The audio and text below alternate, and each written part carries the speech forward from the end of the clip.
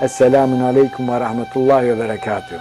Ji derê xwe ji we pir û pir hez dikin. Bê xwestina ku belkî heta îro kesî ji we re negotiye ku sira gerdûnê ye, em ji we re eşkere dikin.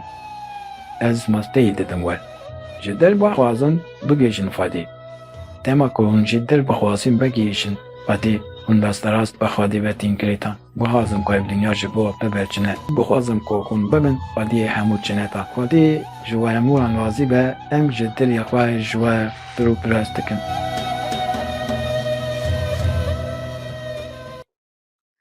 تماشاوان û guhdarên me yên hêja. Hûn bi xêr hatin bernameya bi navê bi Dr. Ebdulcebar Boran re sobetên Remezanê. Di rojekê din a Remezanê de em hem bi we re û hem jî bi xocê me yê hêja Birêz Dr. Ebdulcebar Boran re li hev civiyan. Xocê me yê muhterem hûn bi xêr hatin, serseran ser çavan hatin. Em bêdawî ji Xwedê re hem bûşkir dikin ku em carekê din bextewariyeke mezin a bi we re bûnê dişîn. Em ji we pir û pir hez dikin.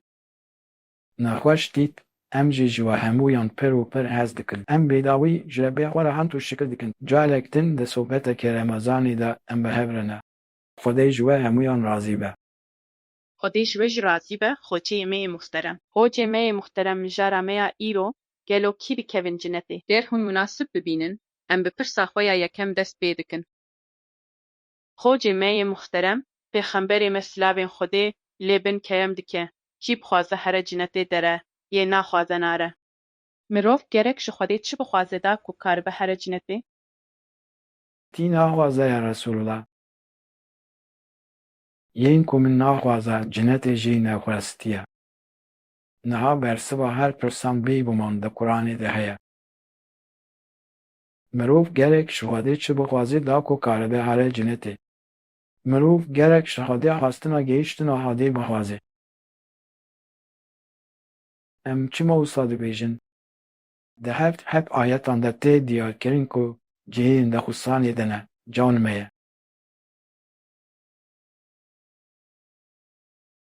Di heft ayetan de yek ji van ayetan jî li Sûreya Wen Esrê de ye ku tevahiya Qur'ana Kerim.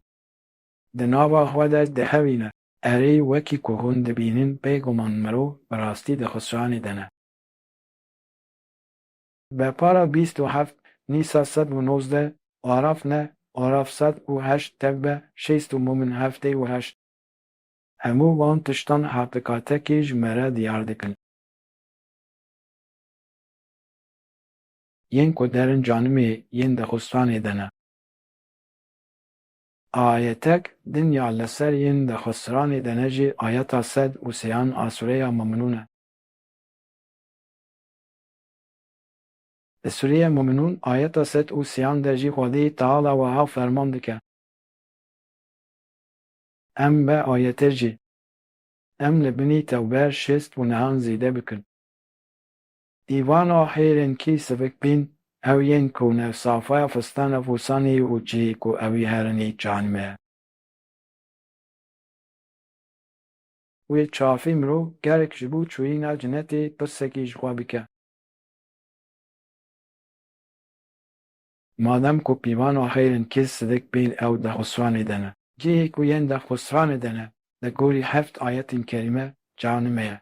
Wî demê tiştekî ku me ji xusranê xelas bike heye. Erî heye. Di Sûreya Yunus ayeta çil û pêncan de Xwedê Teala dibêje. Îjar yek ji wan sedemên ku mirov di xusranê de dihêlin jî dema ku di jiyana dinyayê de nederewandina lîxwala. Yanî nexlastina gihîştina Xwedê ye. Wê demê heke mirov ji Xwedê bixwaze here cinetê gerek lîxwalayê derew neke. Dema ku jiyana dinyayê dijîm gerek lîkolayê gihîştina Xwedê bixwaze. Ger lîkola tune be îman jî tune ye. Çimkî yek ji wan pirsên ku Cibraîlîn aleyhisselam ji Resulê Xwedê pirsîbû. Ya Resulê Xwedê îman çi ye? Bersiva ku Resulullah daye. Ji ber vê yekî ger kesek lîkolayê tesdîk neke, îmana wî tune. Lîkolayê derew bike, îmana wî tune. Vê demê ew dexusranê de ye, ji ber ku hemû emelên wî vala çûne. Bi rastî jî Xwedî Teala di ayetan de dibêje ku emel vala derin. Benî Vaya Sûreya Kehf ayeta 105. Xwedayê Teala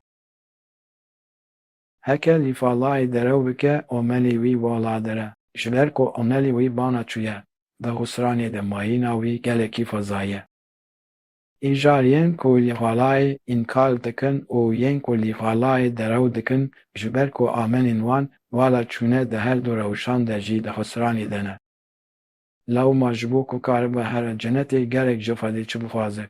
Lîfalayê yanî dema ku di jiyana dinyayê de ye, xwestina gehîştina Xwedê.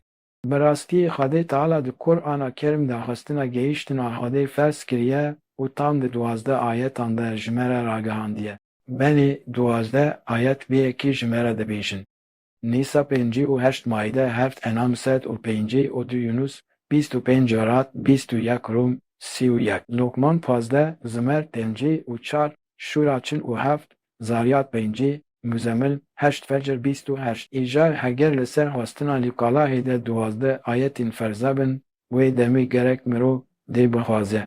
Her kesî ku bi Xwedê bawer dike û bi cinet an jî canime bawer dike. Armanca yên cetineta Xwedê ye. Lê belê eşkere ye ku wê pareke mezin ji hûn herin canime. Daxwazeke wekî ez dixwazim herim cinetê mirov nafîne cinetê.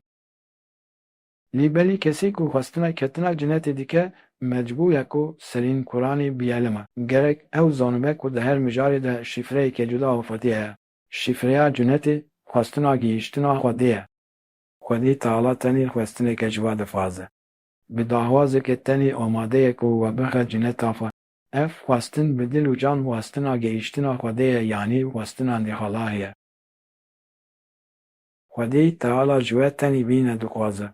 Îjarê ku çi bixwaze dikeve cinetê. Kesê ku dixwaze bigihîje Xwedê dikeve cinetê. Ger kafir rahma Xwedê zanibûya hêviya xwe ji cînetê nedibirî û dîsa Resûlê Xwedê silavên Xwedê lêbin. Dibêje ger mumîn jî ezaba Xwedê zanîbûya, ji ezaba Xwedê emîn nedibû. Yanî hedîsa şerîf ne tenê aliyekî ye. Ger kafir rahma Xwedê bi temanî fêm bikira, qet hêviya xwe ji cîneta wî nedibirî, çimkî xwestineke. Yanî yê din jî bi êlî şekilî. Ger mumîn jî ezaba li patê hadê zanibûya tu kesî çav neberde ta cinetê. Ger kafir jî rehma li qatê Xwedê zanibûya tu kesî hêviya xwe ji cinetê nedibirî. Lawma di her rewşê de mifteha çûyîna cinetê xwestineke. Ji ber wê jî mirovên wisa hene ku emelê cinetê dikin lê belê ew ê herin canime. Ji ber ku ew ne Xwediyê bê xwestinê ne. Mirovên wisa hene ku emelê canime dikin lê belê ji ber ku dixwazin bigihîjin Xwedê ew ê herin cinetê. Çimkî di Îslamê de niyet ji emel bilindtir e Xwedê ji we razî be. Xwedê ji we jî razî bibe, hocê me yê muxterem. Gelo şefaeta pêxemberê me silavên Xwedê lêbin, dibe sedema ku mirovekî rasterast bibe cinetê. Erê, ji xwe şefaat alîkariya Xwedê ye ku bi destê îmamê serdemê digihîje mirovan.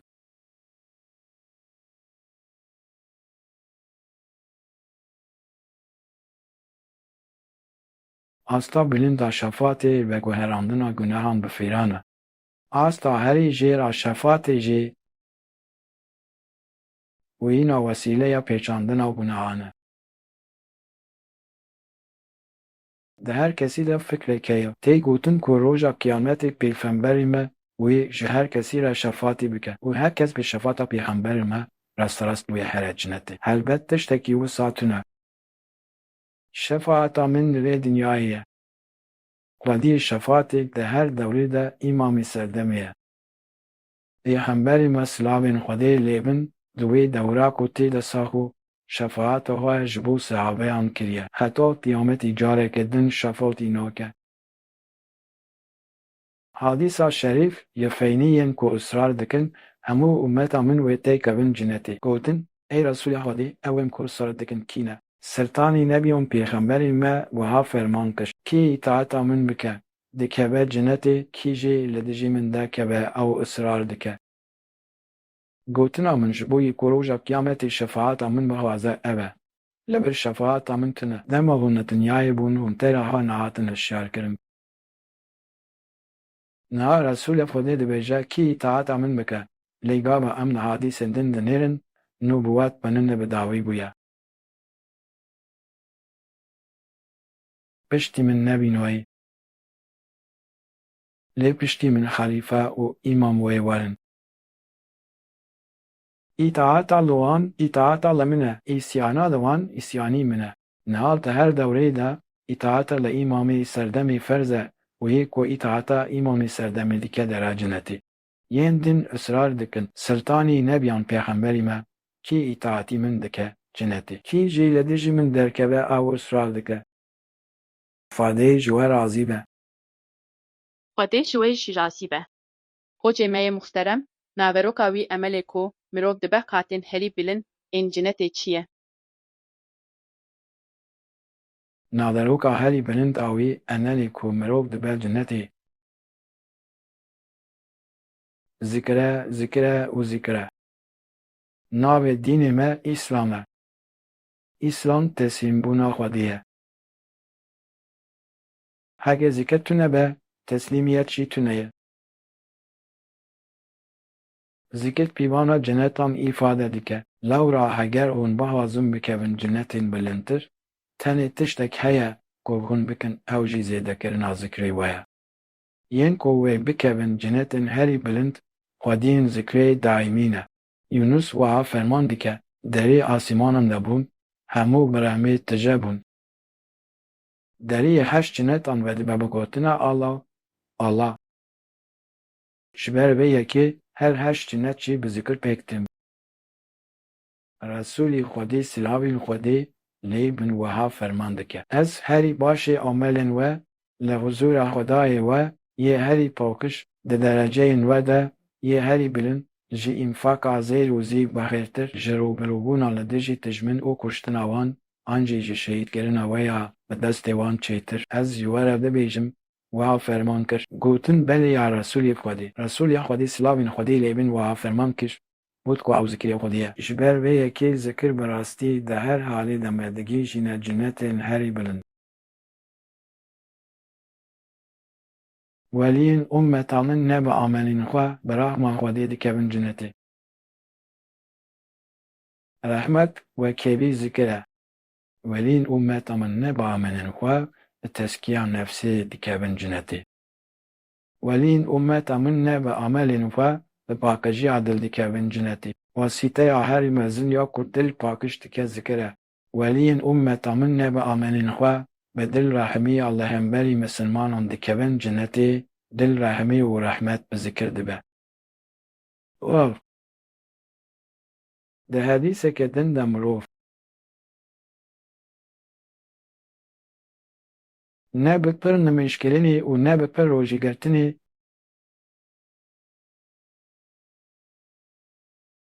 bi teqwaya dilan û bi zikir û comelbûniyê dikevin gunaha herî bilind a cinetê. Ku ev jî bi temamî bi zikrê girêdayî ye. Di Sûreya Ancebût ayeta 45 de meriv xare behsa sê cûreyên zikir bike. Weliyên ummeta min ne bi pir nimêj rojî û sileteyan bi rehma Xwedê bi hezleta conerdiyê ya di nefsan de û bi dilên xwe yên paqij dikevin cinetê. Me li ser mijara xwe pişt gelê xwe re kirin. Heke hûn münasib bibînin, em dixwazin vê vîdyoyê bi we û temaşevanên me re pave bikin.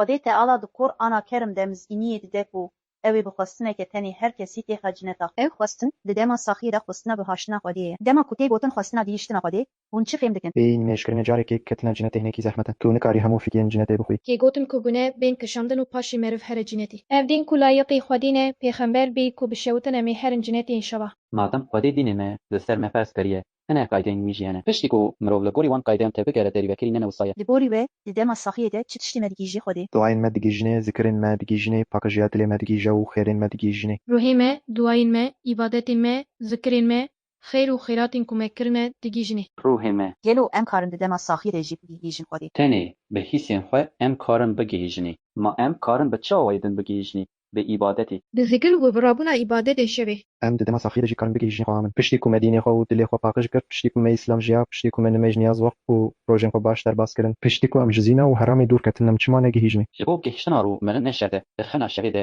jê wê mêkarebekî hîja xwedê Yûnis newlana û hemû dostên Xwedê di dema saxiyê de rûyên xwe dîhandine Xwedê. Hûnê ji dostên Xwedê ma hûn jî dixwazin wekî wan bin. Em dixwazin tu kes ji me nikare bibe wekî wan. Gelo em niha bi hev re bixwazin. em bixwazin ey xwedayê min ê mezin wekî hecî bêranberî wekî Yûnus Emre Dema ku ez jiyana dinyayê dijîm ez dixwazim rûyê xwe yê ku te wekî emanetayê min bigihînim te. Vê xwestina min ji zimanê min daxa dilê min înşallah. Bi hevpêvîna me de mêvanekî me got ku wê gune werin kişandin û paşê mirov herin cinetê. Gelo piştî cezayê li canime her kes wê bikeve cinetê.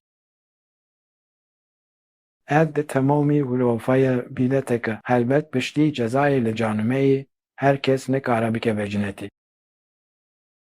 Di Sûreya Meryem ayetên heftê û yek heftê û duan de. Piştî ku hemû mirov di melşemeya kudra de bi sîstema hologramê ya sêdînenî lamenên xwe temaşe kirin û lê nêrîn di gorî Meryem heftê û yek we herkes di hala destpêkê de bikevan canimê. Lê piştî ku canimeyê li canimen man ji bo cinetiyan canime tenê cihê dîtinê ye. Ji wir Xwedê teala wan derdixe dife cineta xwe.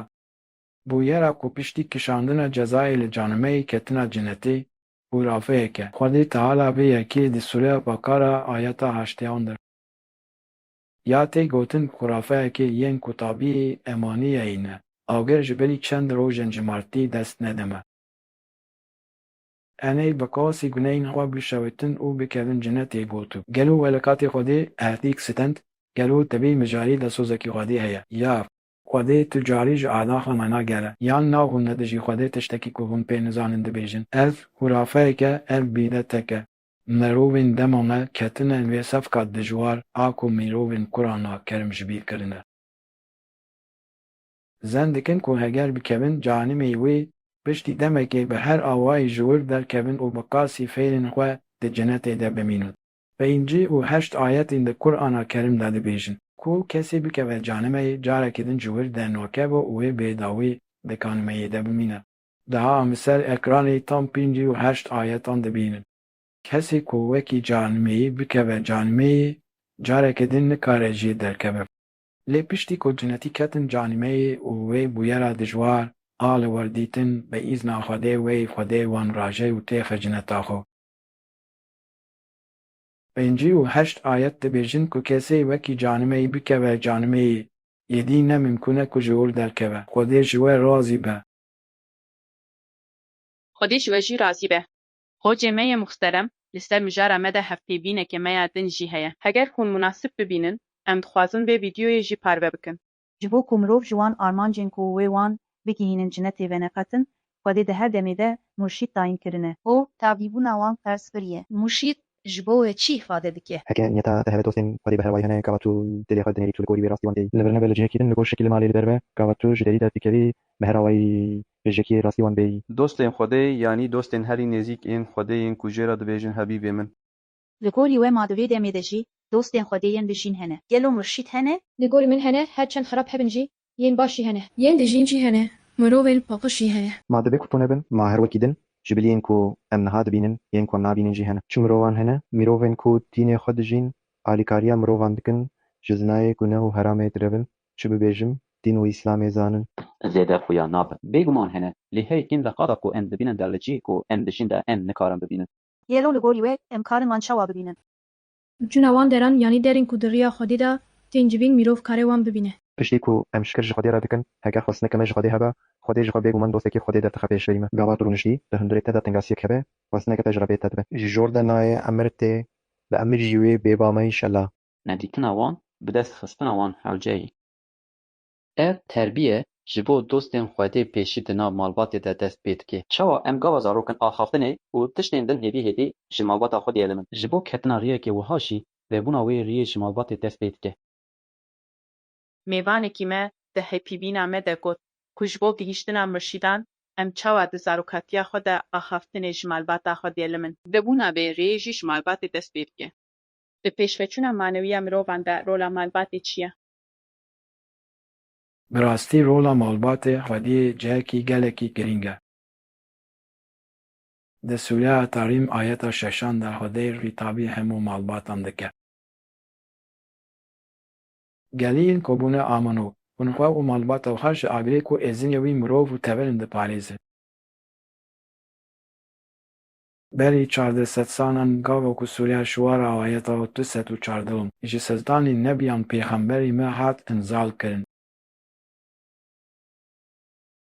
Xwedê emir dide peysemberî me, eşîrên xwe yên herî nêzik hişyar bike. Li ser vê yekê Resûlê Xwedê ji Hezretî Elî xwest ku Qureyşiyan li Arafatê kom bike lê yên din ji eşîrên Ereban re ey kulên Ebdûşems, ey kulên Kab e kulên Lûva, ey kulên Ebdûmenaf, ey kulên Haşim, ey kulên Ebdûlmutalib û Hetit. Ey keca min Fatma xwe ji canimê yê xelas bikin.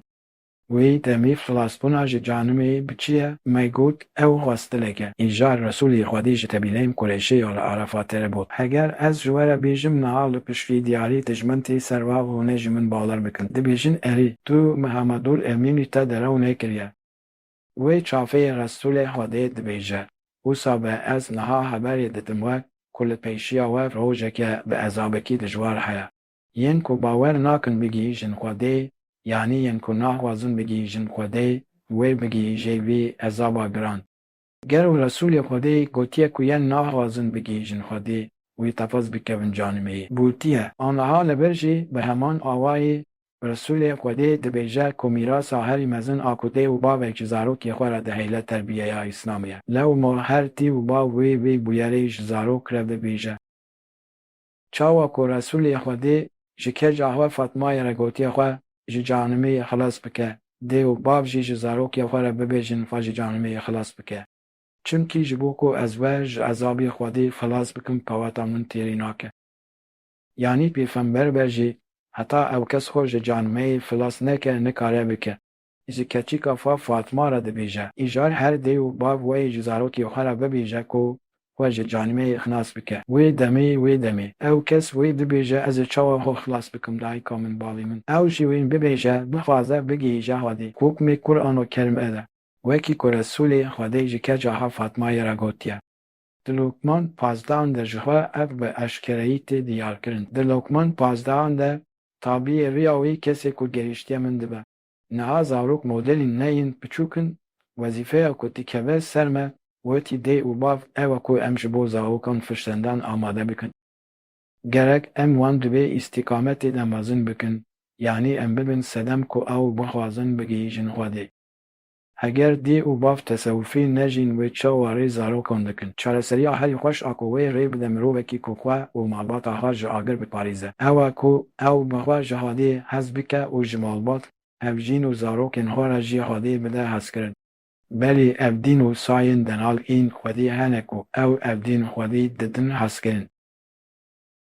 Xwedê jî bi evdan didin hezkirin. Her zarokê ku ji dayîk dibe li ser fitreta Îslamê ji dayîk dibe. Paşê dê û bavê wê dikin ji bo mecûsiyê Xristiyan an piteres. Mîrasa herî mezin ew ku dê û bav ji zarokê xwe re dihêlin terbiyeya Îslamê ye. Xwedê ji we razî be. Xwedê ji we jî razî be, xweceyê min ên delal. Pişt sekmeya vîdyoyî heye ku yek ji temaşevanên me gihandiye me. Heger hûn münasib bibînin, em hemû bi hev re temaşe bikin, paşê ez bersivavê ji we rica dikim. Esselamun aleykum ve rahmetullahi ve bereketuhu. Xwecê me muhterem ez ji we pirûper hez dikim, bi hurmet destê we maşî dikim inşallah. Xweceyê min pirseke min heye, pirsa min wisa ye. Dibêjin ku ji sahabeyan tenê 10 kes bi cinetê hatine mizgînîkirin, di vê rewşê de gelo mizgîbûna cinetê xeyalek e. Ez ji we bersivavê dixwazim inşallah. Xwedê ji we razî be. Bi hurmet ji destên we maçî dikim. Xwecê me yê muhterem, temaşevanê me dibêje ku ji sahabeyan tenê 10 kes bi cinetê hatine mizgînîkirin. Di vê rewşê de gelo mizgîbûna cinetê xeyalek e, hûn çi fehmen dikin? Bûyera ku dibêjin ji sahabeyan de kes bi cinetê hatine mizgînîkirin, îftirayeke li ser Qur'ana Kerîm. Li dijî Qur'ana Kerîm e, çimkî di Araf 105 û 70 de hemû sahabe bi cinetê hatine mizgînîkirin. Em di hevrên li Araf 105 û 70 binêrin. Ew ên ku wan di Tevrat û İncila li cem wan dernivîsandî dîtine binerin yanî hem vesfên Resulullah di Tevratê de û hem jî di Încîlê de hene. Ew tabî Resulê umî û nebî dibin ku nivîsandî dîtine. Ew bi morûf ferman dide û wan ji mankerê dûr diha. Ew tiştên helal ji wan de henal dike û tiştên pîs jî ji wan re heram dike. Barîn wan û bineyên wan bexêran diguherîne û geraniya gunehan ji ser wan radike. Zincîrên li ser wan yên ku li ser deriyê girêdana rû a pilaş re heft zincîrên zêlîn ên dişkilî batila wayî a dike. Wan bi wî îman kirin, hurmet nîşanî wî dan alîkariya wî kirin.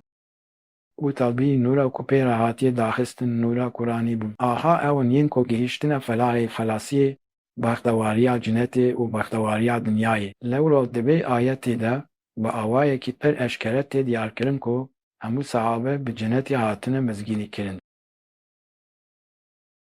Sahabe her konarên her heft an dijiyan ku tenî da kes ji semabeyan bikevin cinetê û yên din neyên mezgînî kirin çîrokeke ku heta îro hatiye. û di goyê sal temaye.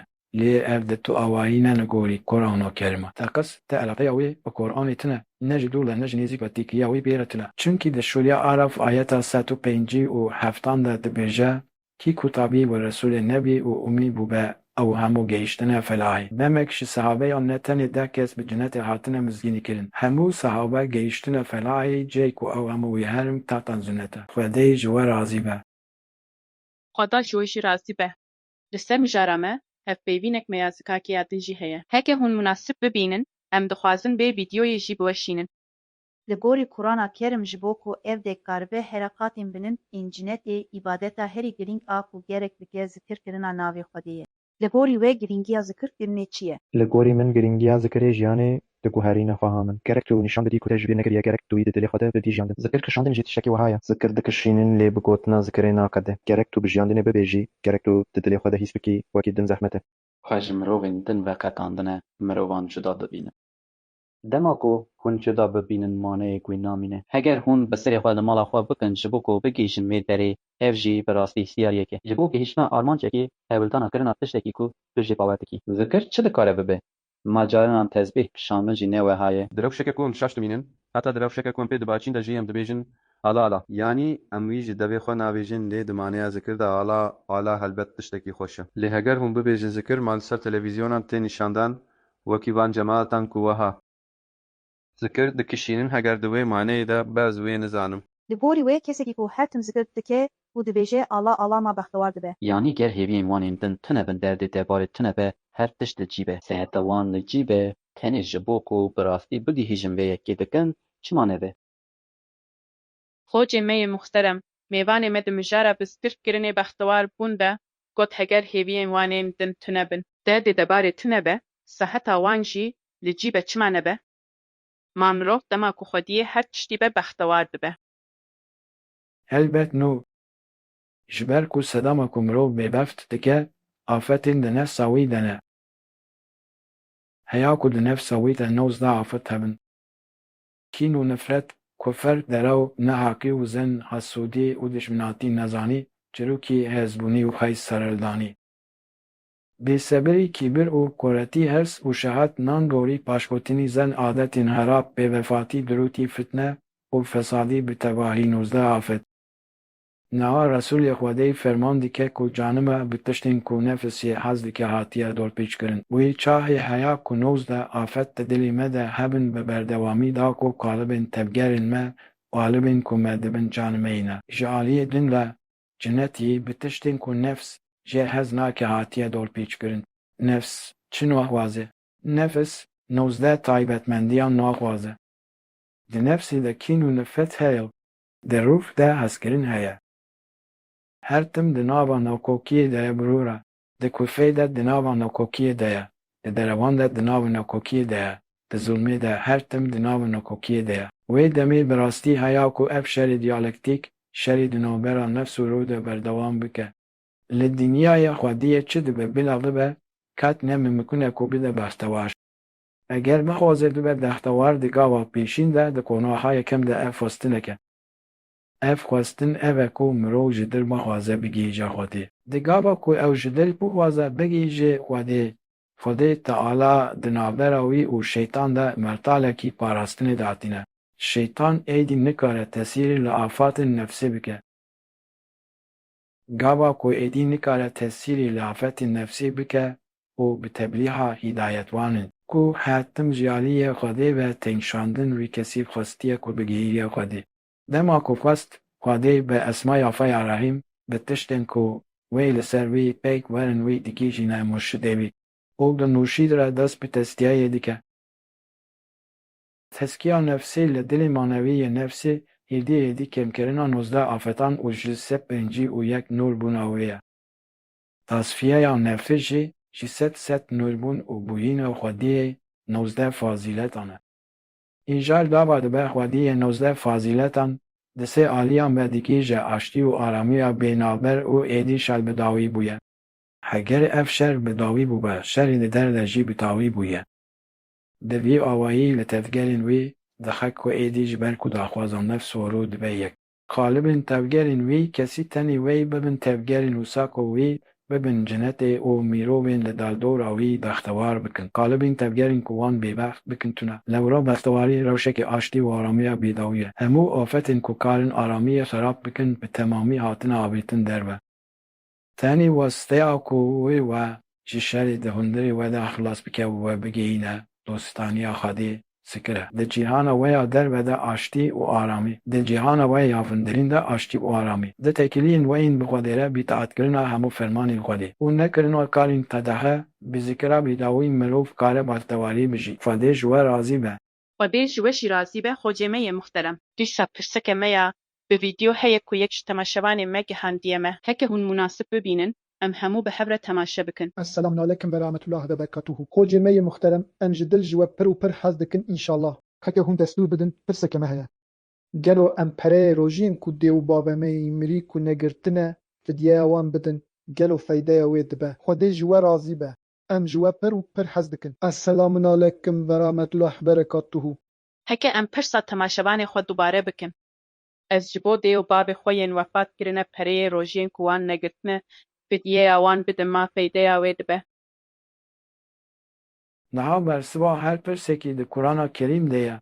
Dema em li enom hefteyê dinêrin li gelek cihan piştîmerina mirov dibin navê keferata sondê ku di jiyanê de xwarine û rojên ku negirtine de tiştekî wisa tê kirib.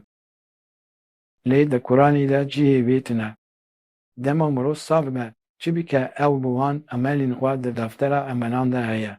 Ji ber wekî Resulullah silavên Xwedê lê bin di hedîsa xwe ya şerîf de dibêje ku sê tişt li pey mirî derir. Malên wî yên ku nayê kişandin, fizim û ekrebayên wî û emelê wî. Du jê ve diferin. Binêrin sê tişt li goristanê li pey mirî derir. Malbatê wî, malê wî, emelên wî. Ji wan di dû ve digerin. Yek dimîne. Malbatê wî, malê wî de digerir. Emelê wî bi wî re herdemî dimînir. Niha mal derbasî Xwediyê xwe yê nû bûye. Wê demê Xwediyê nû kesê ku bûye Xwediyê nû yaman. Ji ber ku ew pereyê ku daye. û emelê ku kiriye bi xwe kiriye feydeya wê ji bo wê û xwe re heye. Çimkî bi mirinê re îla de radibe. Dema mirov sax be. Çi bike ew emelên wî di deftera emelan de hene. û deftera emelê bi mirina wî kesî tê girtin. Xwedê ji we razî be. Xwecê me yê muhterem, em hatin dawiya bernameyekê din. Ji bo van agahiyên qîmetdar ên ku we dane, em pir spasiya we dikin û em gotinên dawî dîsa ji we re dihêlin. Em bêdawî hem tu şikir ji Xwedê re dikin, em hatin dawiya sohbetekê din bi daxwaza ku em rehmet û fêzlevat û hemû xweşikbûnên Xwedê li ser me hemûyan be. Em ji we ji dil pir û pir hez dikin. الفاتحة مع الصلوات.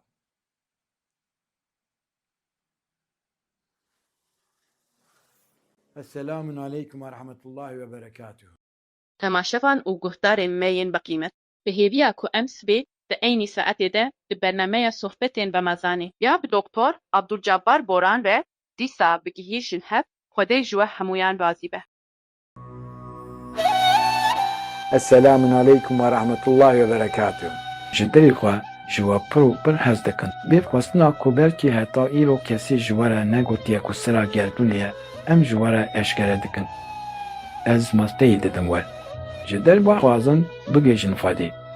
Dema ku hûn jî dil bixwazin bigêjin Xwedê hûn desterast bi Xwedî ve tînkirîtan. Bixwazim ku ev dinya ji bo we biberçine. Bixwazim ku hûn bibin Xwediyê hemû çineta. Xwedî ji we hemûran razî be, em ji dilê xwe ji we pir û pirast dikin.